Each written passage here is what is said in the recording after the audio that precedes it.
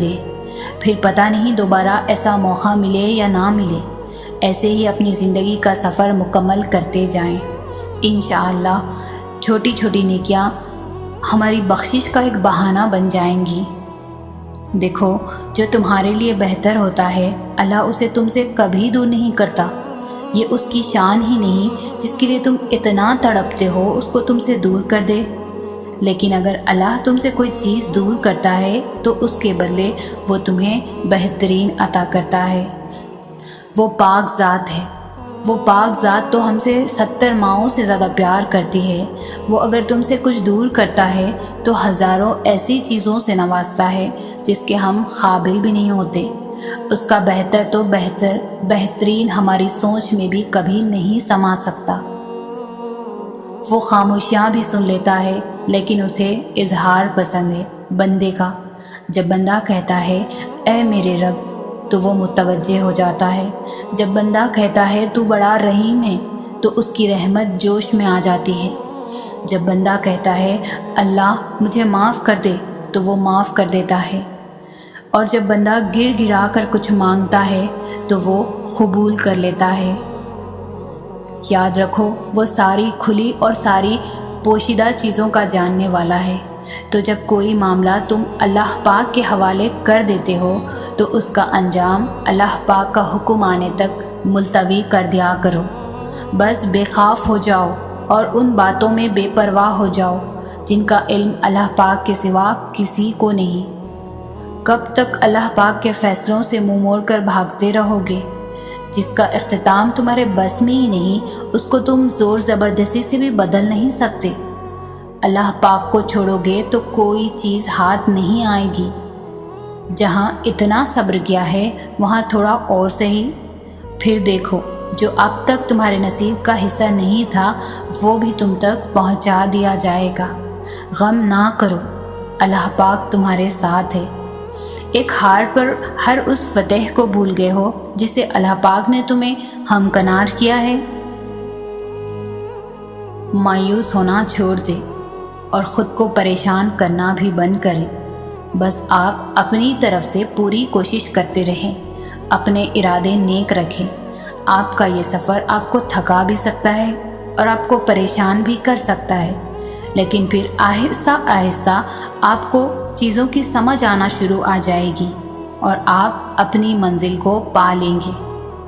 یاد رکھیں آپ کی زندگی بہت عمدہ ہے اور آپ بھی بہت عظیم ہیں۔ آپ فی الحال جن چیزوں کا تجربہ کر رہے ہیں وہ صرف آپ کو زندگی کی اگلی سطح پر لے جا رہے ہیں۔ آپ بڑھ رہے ہیں، آپ بہتر بنتے جا رہے ہیں۔ اپنے ارادوں کو مخلص رکھیں، محنت کریں اور اللہ آپ کو ایسے راستے اور مواقع بھی فراہم کرے گا جن کے بارے میں آپ کبھی سوچ بھی نہیں سکتے تھے کہ وہ بھی موجود ہیں۔ میں اپنی زندگی میں آنے والی ہر رکاوٹ، ہر مشکل، ہر پریشانی کی مشکور ہوں۔ میں جانتی ہوں میں نے اللہ کی بہت سی نعمتوں کا شکر ادا نہیں کیا، لیکن اب میں بہت کچھ سمجھنے لگی ہوں اور جاننے لگی ہوں۔ میں جان گئی ہوں کہ ہر چیز کا کوئی نہ کوئی مقصد ہوتا ہے۔ ہر تاخیر، ہر دیر ایک نعمت ہوتی ہے۔ ہر مشکل میں برداشت کرنا بھی نعمت ہے۔ چیزوں کا ہماری آنکھوں کے سامنے بھی آنا نعمت ہے۔ کبھی کبھی یہ ایک نعمت کی طرح نہیں لگتا، لیکن یہ ایک نعمت ہوتی ہے جو ہمیں اس وقت سمجھ نہیں آ رہی ہوتی۔ یا اللہ، میں ہر ایک چیز کے لیے آپ کی شکر گزار ہوں۔ آپ نے مجھے جو نعمتیں بخشی ہیں میں ان سب چیزوں کی شکر گزار ہوں جو آپ نے مجھ سے دور کی ہے۔ سچ تو یہ ہے کہ آپ راتوں رات اتنے مضبوط نہیں ہو جاتے۔ آپ کی زندگی میں کمزوری اور غم کے دن آتے ہیں، لیکن جب آپ اللہ پر دل سے بھروسہ کرنے لگ جائیں گے اور اپنے دل کو بلکہ خود کو اس کے ہاتھ میں سونپ دیں گے تو اللہ آپ کو ان چیزوں سے نواز دے گا جو آپ نے کبھی سوچا ہی نہیں تھا۔ ہر دن اللہ کی چھوٹی چھوٹی نعمتوں کا شکر ادا کرنا سیکھیں، اسے اپنی عادت بنا لینی چاہیے۔ پھر انشاءاللہ ایک دن آپ بڑی بڑی نعمتوں کا بھی شکر ادا کریں گے۔ زندگی کسی کی بھی اتنی آسان نہیں ہوتی، پریشانی اور افسردگی ہم میں سے کسی کو بھی ہو سکتی ہے۔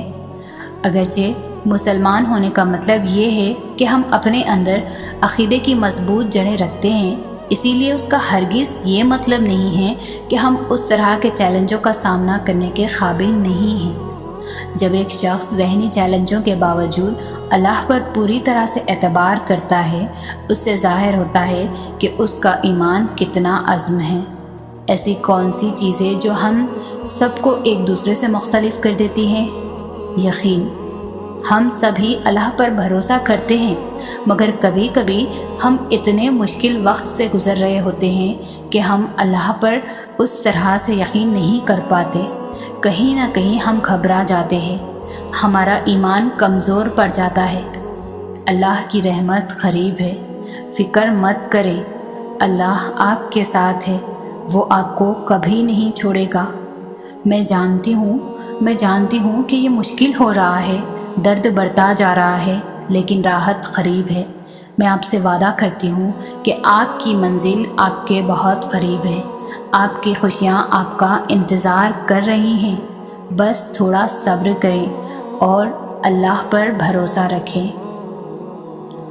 ہو سکتا ہے کہ اللہ آپ کو وہ چیز نہ دے جو آپ مانگ رہے ہیں، وہ آپ کو انتظار کروا سکتا ہے، کیونکہ وہ چاہتا ہے کہ آپ اس کو پکاریں۔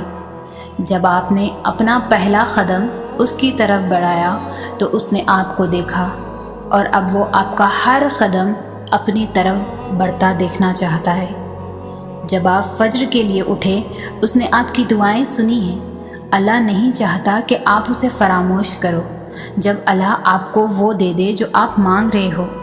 لہٰذا اللہ آپ کو انتظار کروا رہا ہے تاکہ جب آپ کو وہ چیز ملے جو آپ کا دل مانگ رہا ہے تو آپ اللہ کے اور بھی قریب ہو جائیں۔ آپ اسے چھوڑنے کے بارے میں کبھی نہیں سوچیں گے، اسے کبھی نہیں بھولیں گے۔ قرآن مجید میں اللہ ہمیں بار بار اس سے چیزیں مانگنے کی یاد دلاتا ہے، چاہے وہ بڑی چیز ہو یا چھوٹی۔ اللہ نے کہا ہے، بس مانگو اور مانگو، میں تمہیں دوں گا جو تم مانگو گے۔ اللہ بہت پسند کرتا ہے جب ہم اس سے کوئی التجا کرتے ہیں، کوئی فرمائش کرتے ہیں، اس سے دعائیں کرتے ہیں، لیکن ہم اکثر اللہ کو بھول جاتے ہیں۔ جب ہم رنگین اور عارضی دنیا میں کھو جاتے ہیں، ہم سمجھتے ہیں کہ اللہ نے یہی فیصلہ ہمارے لیے کیا ہے، ہماری قسمت میں یہی لکھا ہے، اسی لیے اللہ سے کچھ بھی کہنے کا، دعا مانگنے کا کوئی فائدہ نہیں، کیونکہ قسمت میں یہی لکھا ہے اور یہ حقیقت کوئی بدل نہیں سکتا۔ ہاں، اللہ نے آپ کے لیے چیزیں لکھ دی، اور اللہ کے علم اور اس کی اجازت کے بغیر دنیا میں کچھ نہیں ہوتا، لیکن اس کا مطلب یہ نہیں کہ آپ اسے تبدیلی کے لیے نہیں پوچھ سکتے یا کہہ نہیں سکتے۔ دعا کی طاقت بے پناہ ہے۔ دعا میں اتنی طاقت ہے کہ یہ نصیب تک بدل سکتی ہے۔ اللہ کے لیے کچھ بھی مشکل اور ناممکن نہیں ہے۔